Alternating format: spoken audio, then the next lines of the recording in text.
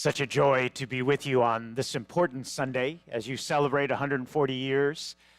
I usually try to start with a little humor, and the adjective is on little, but this particular story seems appropriate since I'm new to you. The districts since I've been here, been away. When I was the LA district superintendent, I didn't have Orange County, but now I think that it's expanded in a number of ways, and that's always good for Mark because he has to take care of a larger district now than it used to be. But there's this old story about a pastor who was brand new, and he was going to his first Sunday at a new church. He was really excited about this, and he prepared over the top. I mean, he had multiple drafts on sermons. He was dissatisfied with the way it was going, so he changed it completely. He worked hours on this first sermon, and then finally he felt he had reached a perfect sermon almost. Comes the big day, and he delivers this sermon, and he thinks he's nailed it. He thinks he's done a great job with this. And in the receiving line, everybody's very appreciative of him, thanking him, welcoming him. And then he comes across, in the middle of this receiving line, a little bald-headed old man who shakes his hand and says, "Thank you very much, Reverend. But you know, your sermon kind of confused me, and I lost you at various points." Well, this was his first constructive criticism. So he tells the little bald-headed man, "Oh, you know, I'm going to work harder on it next week. You come back, I'll have a better sermon for you." Goes down the line, about 30 more people, and there in line was the little bald-headed old man again. Shakes his hand and says, "Thank you very much for the sermon, but you know, Reverend, it was a little too long, and I tuned out the second half." Well, now the pastor said, "You know what? I'm going to take this seriously. I'm going to shorten it next week. You come back, and I'll have a better sermon for you." Goes on to the next person. End of the line was that same little bald-headed old man. Shakes his hand and said, "Thank you very much for the sermon, Reverend, but you know, it was kind of boring, and I fell asleep through most of it." Well, now this pastor's kind of mad. He thinks to himself, this isn't constructive criticism. He's just trying to insult me. So he quickly finds the lay leader, pulls the leader aside and says, "Who is that little bald-headed old man?" And the lay leader says, "Oh, Reverend, don't mind him. He's a little bit off. He just goes around repeating what he hears other people saying."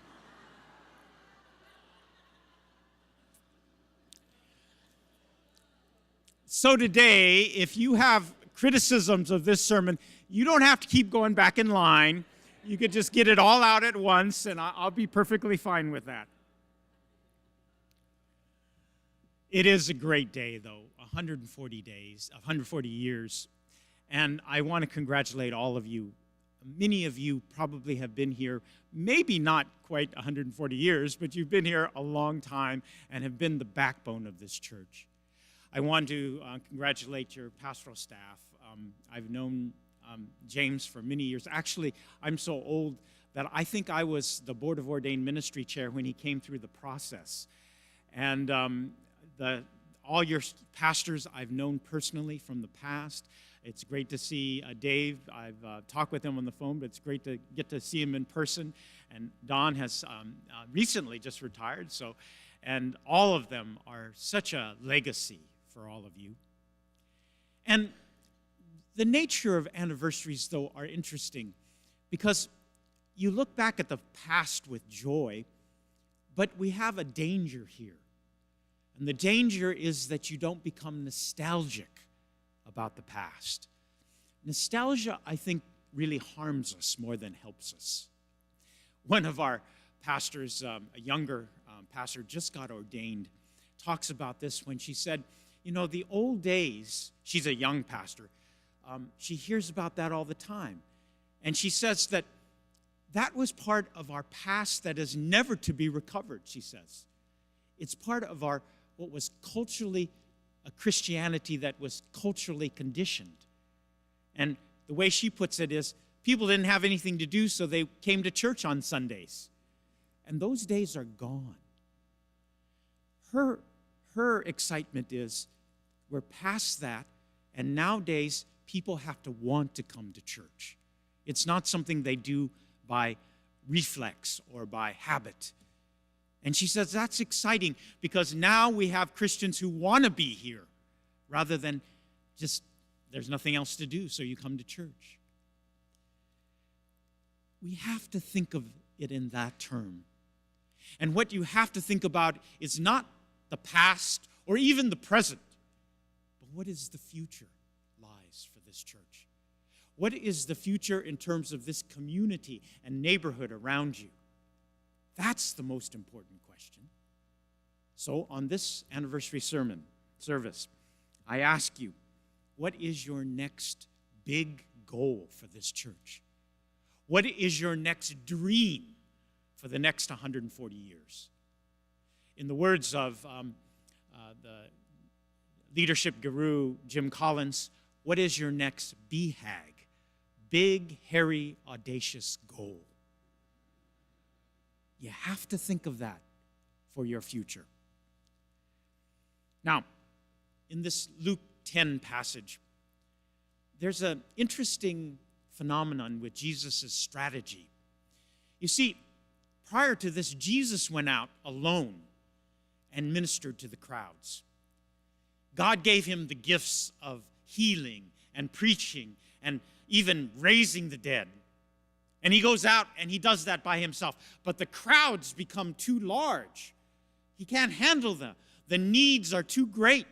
They overwhelm him. And so in the gospel, he changes strategies. What does he do? He gathers the 70, not just the 12 disciples, but the 70 followers, including women, by the way. He gives them all the powers that God gives him to preach, to teach, to heal, to raise the dead. And he sends them out 2 by 2. And they carry on the gospel in places that he alone can't get to. You see, this is such an important strategic move for Jesus to empower his followers. Now, the Gospels don't say this, but somewhere along the line, I think they became overwhelmed because the crowds heard about the miracles and they flocked to them. And even the 70 were overcome with the needs of the people. So what happens here? After Jesus is crucified and resurrected, they start the Christian church. And everyone who is baptized is given these same powers to preach, to teach, to heal, to raise the dead. We're heirs to this kind of history, folks. Each one of you in your baptism is given exact same powers that Jesus has. And what we've done is we've washed that away from you. We've made you passive recipients rather than active ministers. But if we're going to have a future, each one of you is going to have to be sent out. Every day, you're going to have to deliver these powers to the people you know, to the people you don't know, to this neighborhood. The pastors cannot do it alone. If every one of you went out and carried on this ministry, the church's attendance would instantly double because people would know that you have the power coming from this source called baptism. Each one of you is sent out after this day to fulfill this mission. Now, in the Acts passage, it just picks up from this Luke event, and you have the birth of the church, as Reverend Mark said. This particular scenario, though, works for all of them. You see, in this Acts passage, we're told on how the early church works. They regularly hear the word of God through the preaching. It continues in steadfast prayer, verse 42. They continue in right relationship with God miracles and signs worked through the apostles made a deep impression on everybody. This is the transmission of their gifts to everyone. The church engages in a deep and abiding fellowship. Verse 44. They share everything they have in common. And because of all this, the church grows and flourishes. The Lord adds daily to their number. I'd love to pastor a church like that. I would love to have every church in our California Pacific Conference be an Acts 2 church. The question for you is, are you fulfilling this Acts 2 mandate? Will you be the Acts 2 church for your neighborhood and church? Now, we're learning much more about vitality in church. That seems to be our preoccupation in the United Methodist Church. And we're learning that our young people have left the church and are just not interested in affiliating anymore. Actually, they're not interested in affiliating with almost anything. I have a consultant friend who is working with the Girl Scouts because their numbers have dropped precipitously, and they're worried about their future. Everybody is not able to sort of get the interest of our young people, especially our millennials and younger. What we're learning, though, is that it's kind of a catchword. What is going to attract young people to anything is high touch, high tech, or the reverse, high tech, high touch. You see, young people will not drop by a church. They're just not interested in what we're offering. But if they're interested at all, they will check your website. And they will try to navigate to something they're interested in. And what are young people interested in? Making a difference in their community, making a difference in the world. And if they see something that perks their interest that you're offering, a feeding program, environmental program, a missions program to help people, then they may come. High tech, though, is the way that you introduce them. Now, as soon as they enter your doors, though, it has to be followed by high touch. It's all about personal relationships. You see, they are so wired that they're not interested, they're yearning for community. They have this void in their life. And we all know that phenomenon of two young people who are in the same room texting each other rather than engaging in a talk with each other. That's the kind of phenomenon that we're up against. If you have high touch, then that brings them in to a personal relationship of which our young people are yearning for. Belonging, community, things that you know how to do very well. Now, let me give you a personal example of this high touch. My family moved us to Chicago. Both of my parents were native Californians. They were born and raised here. But after the war broke out, they were interned into Japanese concentration camps. And both of my parents, that's where they met, actually, in Gila, Arizona, in one of the Japanese camps. And my father was drafted out of the camp into the U.S. military, if you can believe that. He was a native citizen. And they were grooming all of that generation, young men, what they called second generation Nisei, into interpreters for post-war Japan occupation, because by then they knew that they were going to win. And my dad's Japanese was just terrible. I mean, and so they sent him to Japanese school and all this stuff. The military did this. And he said he came out of the schools with his Japanese being terrible.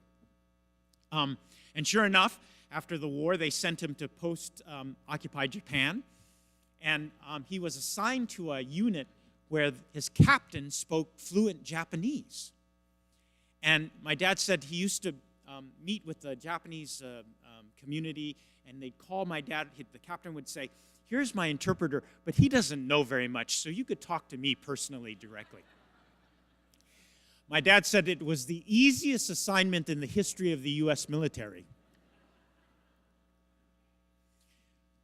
But after he was discharged, the West Coast was a little too dicey, and so they moved to Chicago to start life over. And we were baptized, my sister and I, my older sister, were baptized in a Methodist church because they were Methodists. They didn't take us to church, though, because they were trying to make ends meet. They ran a snack shop in Chicago, and every Sunday they would have to be working. But they wanted to come back to California really badly. And when I was 5 years old, we moved back to San Jose, California, because we had relatives there. And when we moved back, it was a sleepy little orchard town. And now it's this tech giant that I don't recognize anymore. But they fulfilled their commitment by taking us to church every Sunday when we moved back to San Jose. We found a little church called Wesley United Methodist Church, such a great name, and that's my home church, still going strong.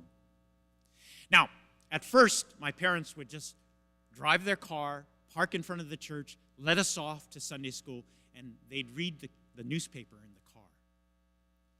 And this was a time when everybody did this, so there's a whole line of cars where the parents did the same thing. They'd drop their kids off, and they'd stay in the car. This church was very smart, though. Every week, they sent out greeters, knocked on my parents' car door and said, "It's a little cold out here. Why don't you come inside? We have a room set aside for visitors. You don't have to have obligated to come to worship. We have hot coffee. It's warm. Got donuts. Come on in." And every week, my parents would decline and say, "Thank you very much, but we're fine out here." Well, this happened months until finally my parents decided one Sunday they would go and they would see what it was like. So they dressed that Sunday, went in, and that was the change in our family that was such a dynamic thing because my parents went every Sunday the same as we did. They would attend church and we would attend Sunday school. Without fail, we would go every Sunday. Now, they became very active in this church. My mother was a Sunday school teacher. My father, helped out in all angles of the church. We became very active in the program. And it was a great thing because Sunday was set aside for church and church alone. Now, in the course of life, things happen. And my mom was actually a stay-at-home mom, a 60, 70 mom. And I was trying to explain this phenomenon of stay-at-home moms to a group of young junior hires a couple years ago. We were at a confirmation camp where they were all from different churches, and I was there to confirm them finally. And I was giving this talk, and they had no idea what I was talking about when I said a stay-at-home mom. All their moms worked. So I tried to remember some TV or media thing that would give an example. And as a boomer, immediately I thought of the one icon for me, June Cleaver of Leave It to Beaver. She was a great stay-at-home mom. And Barbara Billingsley played June Cleaver. She died 2 years ago. I think I was the only one who cried on that day. But these kids had no idea what Leave It to Beaver was. They had no conception of that, never heard of it. So I'm thinking, okay, I got to think of something more contemporary. So again, this would age me, but I thought of Bill Cosby and the Cosby Show. Claire Huxtable was his wife and mother. Now, she was a lawyer, but she was a great mom.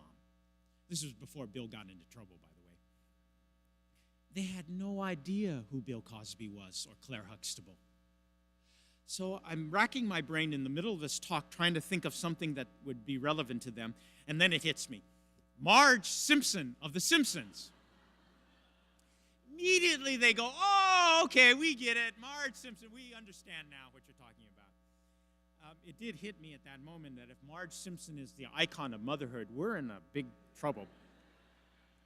But I'll let James pick that up in another sermon. June Cleaver, Claire Huxtable, Marge Simpson, they had nothing on my mom. My mom ironed our socks. My mom ironed our underwear and had everything coated in our dresser drawers. Every week she would wash and iron our sheets, hospitalize the corners. In fact, every day she would make our beds and fluff up the pillows like hotel service. There's not a speck of dust in the whole house. Every evening was a home-cooked meal from scratch with a home-cooked dessert, of which she excelled. We were such a close family, and as I think back, it was her that was the center of everything, that did everything for all of us. And because of that, I think our closeness was about my mom. Well, when I was 14 years old, my mom developed a limp in her hip for no reason. And after exhaustive medical tests, they found that there was a malignancy there. But they couldn't find the source of it.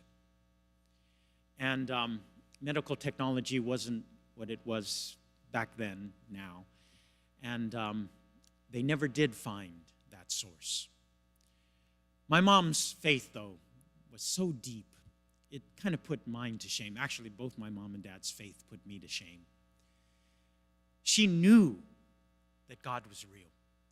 She believed so much in the physical resurrection that she said, "Do not cremate me, because I'm going to come back in my body form." Well, after one round of chemotherapy, she fought valiantly, but we lost her right before Christmas. And it was as if the bottom fell out of our family. You can imagine somebody who did that much to us, and we don't know how to do anything, really.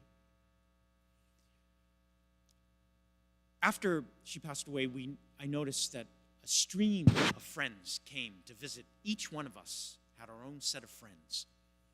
But the ones who stayed the longest, the ones who cared the most, were our church family friends. Each one of us, my dad, my sister, and I, those church friends were the ones who were really there for us. Funeral was going to be tough. We were a really prominent family in that church. And I'll never forget, we had the service at 11 a.m. during the week, and we didn't expect many people because it was a weekday service. But the sanctuary filled, and then the basement of the church filled, and then people kept coming. And they didn't know where to put them, so there was an education wing set apart from the worship center, and they started people putting them in the classrooms. This was before audio or video feeds, so many of these people did not see or hear a thing. Our pastor gave such a wonderful message. The whole service was uplifting rather than depressing. He talked about my mom's faith most of all, and how it buoyed him, and it buoyed all of us.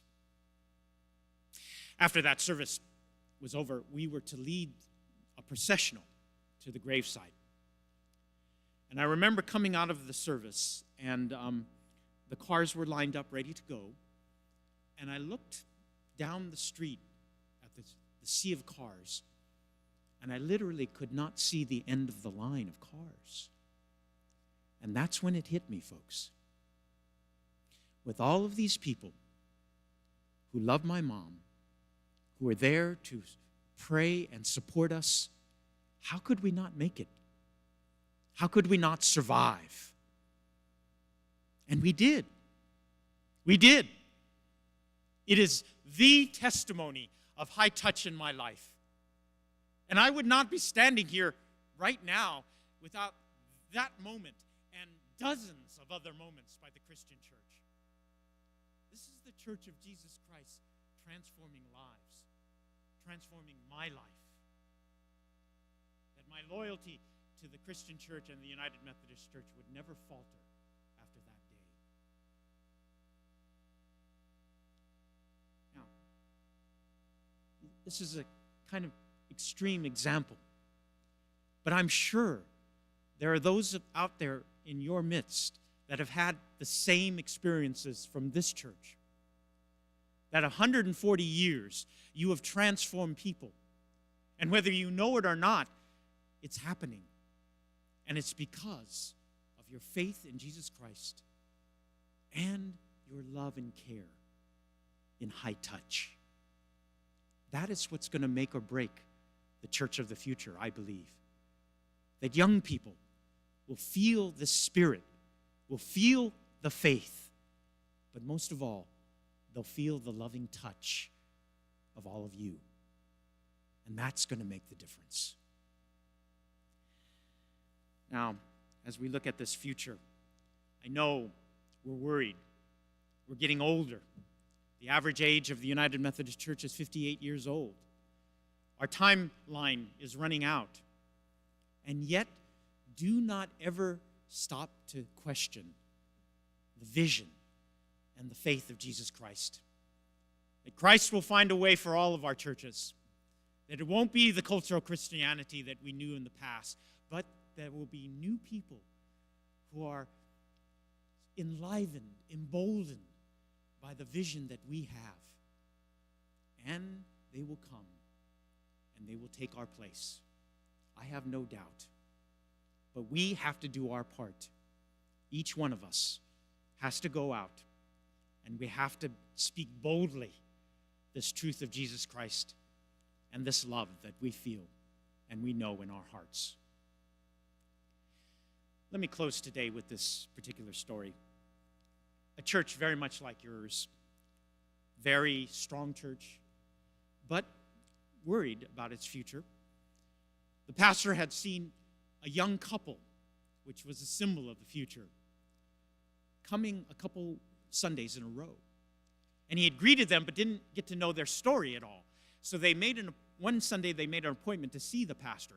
And after the service, he met with them.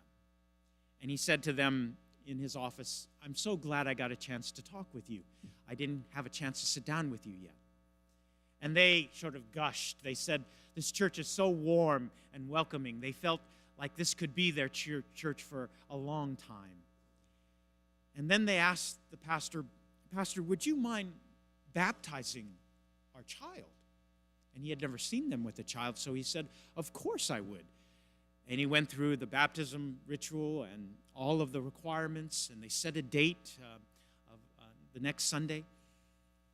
And then, very shockingly to the pastor, they said, "Well, Pastor, would you also be willing to do a memorial service for our child?" And he was kind of confused, and he said, "Well, yes, tell me what's wrong." And then they explained.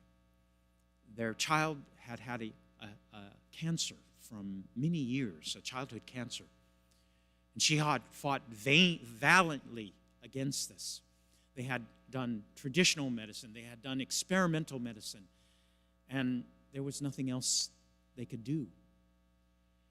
And the couple explained that they wanted to bring her home one last time because she had lived months in hospitals and recovery. They wanted to introduce her to the church that they found, this church, baptize her, and rest assured that she would be part of this church in the bigger picture. Pastor had no idea this was going on. And he felt so much compassion for this young couple. He said, I'm so sorry. Is there anything else I can do for you?" And the couple looked at each other and said, "Oh, Pastor, you already have." You see, unbeknownst to the pastor, 3 of the couples of that church had taken this young couple under their wing. They had stayed with them long hours at the hospital. They had cleaned their house when they were away, stocked it with food, and most importantly, they had prayed with this couple. In their darkest moments, they were there for them in prayer. In fact, these three couples had invited them to the church in the first place. Pastor had no idea this was going on. And as he said the final prayer for this couple, he escorted them out of his office, only to find waiting in the hallway those same three couples, there to put their arms around them, to be with them, and to pray with them. This is what it means to be the church of Jesus Christ, folks. This is what it means to transform lives. That somewhere in the midst, there's a 14-year-old boy whose life had ended in some ways. And there, you all will be to give hope and a vision and a future. And you never know what that 14-year-old is going to be. Maybe even a bishop in the United Methodist Church. It is what I pray the next 140 years will bring. And may God bless us to make it so. Amen.